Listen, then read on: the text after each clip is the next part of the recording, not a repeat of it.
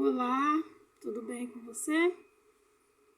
Eu quero nesse momento falar sobre o Deus de aliança.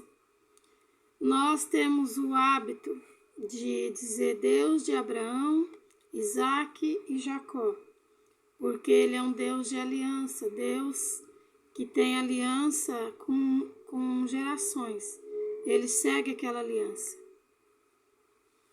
E uma passagem que me chamou muita atenção, e eu gosto de como acontece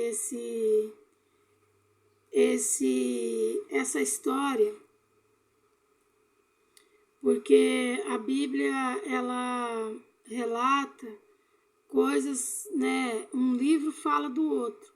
Sempre tem alguma coisinha num livro que menciona no livro anterior ou nos livros seguintes, né? E falando em Deus de aliança, eu quero deixar duas passagens bíblicas muito importantes que eu considero, que é assim: nos dias de Josué, lá no livro de Josué, no capítulo 9, diz assim, ó: os Gebionitas enganam Josué, que faz com eles uma aliança. Quando eu li esse título, ele é um capítulo bem grande, relativamente grande, e eu pensava assim: qualquer instante Deus vai avisar Josué que esse povo está querendo enganar ele. E esses homens, eles chegaram até Josué porque eles ouviram a fama daqueles homens, né, de Josué e daqueles que eram liderados por ele. Então eles ouviram falar. E quando eles viram que aonde eles passavam, eles tomavam as cidades, eles tomavam todo aquele território, eles falaram assim: nós temos que nos aliar com esses caras, para que eles não venham aqui e nos destruam. Então eles montaram a seguinte estratégia, né? Ajuntaram 3 deles e pediram para as esposas deixarem o pão ficar velho e acabar a água do odre deles. Levaram odres secos até Josué. E quando eles chegam até Josué, naquele dia, como é comum, é de praxe, Josué consultou os príncipes, os outros que estavam com ele. Josué escutou a história dos Gebionitas, né? Mas Josué consultou os homens. E eu pensava: mas como os homens não responderam, Deus vai intervir qualquer hora dessas e vai falar: ô Josué, eles estão vindo aqui para te enganar. Mas por que Deus não fez isso? Por causa da intenção do coração dos Gebionitas.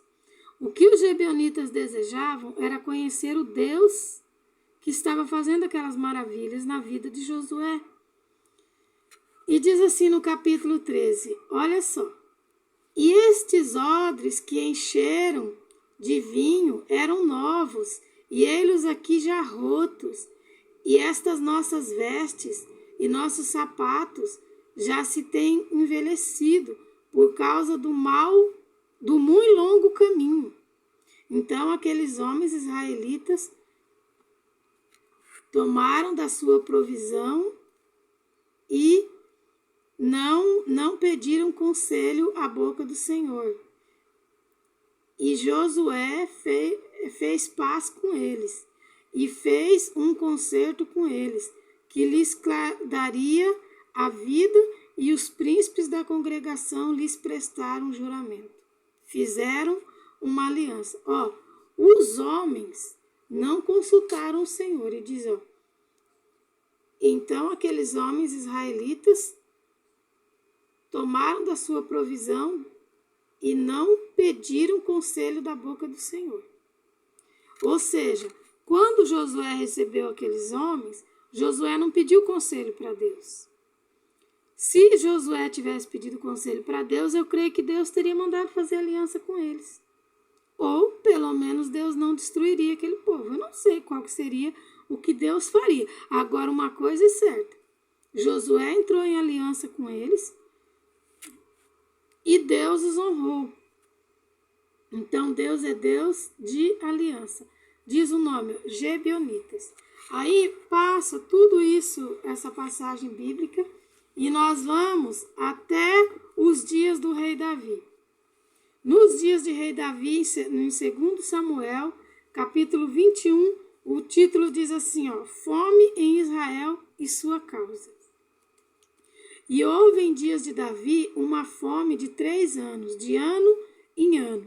E Davi consultou o Senhor, e o Senhor lhe disse, é por causa de Saul e da sua casa sanguinária, porque matou os Gibeonitas.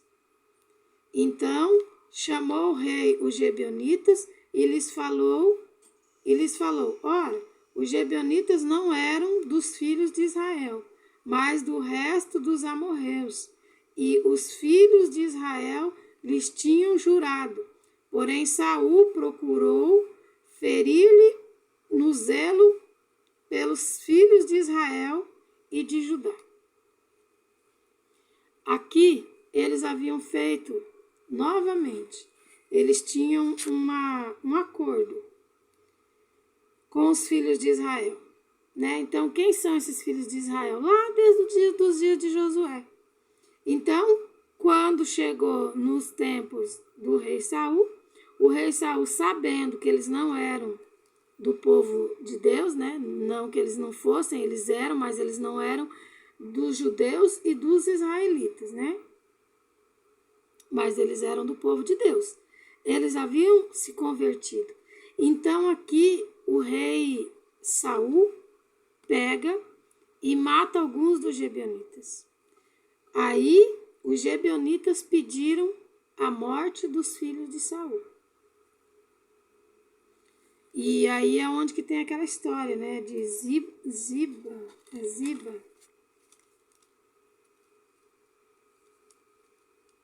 Não é Ziba. É uma das mulheres de Saul que é Rispa. E foi dito a Davi o que fizera Rispa, filha de Aia, concubina de Saul. Então, assim o que ocorreu?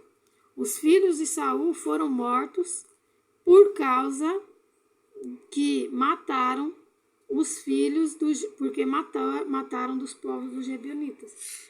E Deus, ele conservou essa aliança com esse povo. Tanto que quando o rei Saul matou esses homens, Deus castigou a terra causando fome. Então já estava 3 anos que a fome não cessava naquele lugar. Então Davi foi consultar o Senhor, foi orar ao Senhor. Daí Deus falou que foi por causa que Saul havia matado dos Gibeonitas. E então Davi consulta os Gibeonitas e os Gibeonitas falam, né, que eles não querem dinheiro nenhum, mas eles querem a vida dos filhos do rei Saul. E então, assim os filhos do rei Saul, não sei se 3 ou 5 filhos foram mortos naquele dia por conta do direito que esses Gibeonitas tinham de serem vingados, né, diante do que o rei Saul havia feito com eles. E em consideração que aqui Josué consultou os príncipes, mas não consultou o Senhor, essa parte eu não me lembrava. Aqui já Davi não, diante do problema, Davi consultou primeiramente o Senhor, né? Aqui Josué capítulo 9, ele ainda está aprendendo, né? Josué está entrando na terra prometida, já havia entrado, claro, que aqui eles já tinham vencido, no capítulo 5, ele já tinha vencido cinco reis, acho que é no capítulo 5, destruído a cidade de Jericó, né? E o que ocorre? Derrubados os muros de Jericó, né? Que o Senhor derrubou pelas mãos de Josué. E o que ocorre é que Deus, ele é Deus de aliança. Então, quem tem uma aliança com Deus, Deus não se esquece. E aqui nesse caso desses homens, depois quando Josué viu que ele foi enganado, ele castigou esses homens. Só que até o castigo que Josué deu foi uma oportunidade deles conhecerem mais ainda a Deus. Porque Josué falou para eles que não haveria entre eles nunca, deixaria de existir no meio daquele povo homens que buscassem lenha para servir o altar, né? Para manter o fogo do altar. Então, até o castigo que Josué deu para eles receberam de boa, porque eles queriam livrar a vida deles, né? E eles assim conseguiram. Então, Deus é Deus de aliança. Isso aqui me deixa muito, essa revelação, esse entendimento da palavra, me deixa muito contente, muito de ter essa revelação, né? Porque a gente vê como que Deus preza pela aliança que ele constrói conosco, que ele mesmo fez conosco, né? Porque nós podemos fazer voto com Deus, mas a aliança é só ele que pode escolher com quem que ele vai fazer aliança, né? E no caso esse povo aqui, por essa aliança que fizeram com os servos do Senhor, acessaram o favor de Deus e uma aliança que Deus mesmo permaneceu fiel a eles. E eu agradeço a Deus por essa revelação, esse entendimento. Que Deus te abençoe.